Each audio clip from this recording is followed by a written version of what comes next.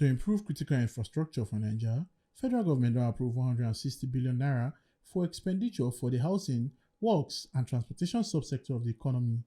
This one happened for the Federal Executive Council meeting. Part of the money go enter the construction of major roads for Naija. Second was presented on behalf of FEMA. It's for the award of contract for the construction of the Sherry North Road in Lagos that connects Ogun State and is an alternative route between Lagos and Ogun to the Lagos-Ibadan Expressway. Dem can still make arrangements for the payments of pension arrears for the staff of Federal Mortgage Finance Limited.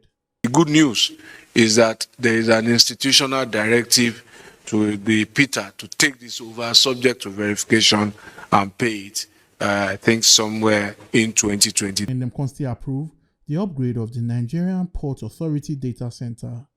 The justification for this project is the need to align with best technology in order to achieve a wider and faster reach, as well as a seamless revenue generation drive in line with the transformation objectives of the authority through technology. Minister Talk said them approved NIMASA to deploy modular floating dock. This facility go help save revenue for Naija and provide jobs. This arrangement dey under the public-private partnership.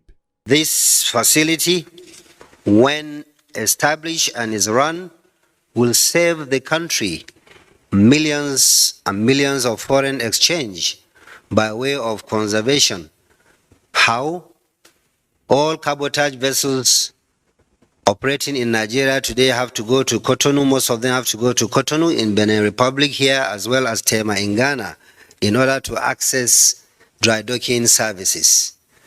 So if we have this modular floating dock in place, we will be able to earn this money in Nigeria. The project itself will generate an initial direct and indirect number of about 350 jobs. Omo Aluke Ajakaye, TMC TV News.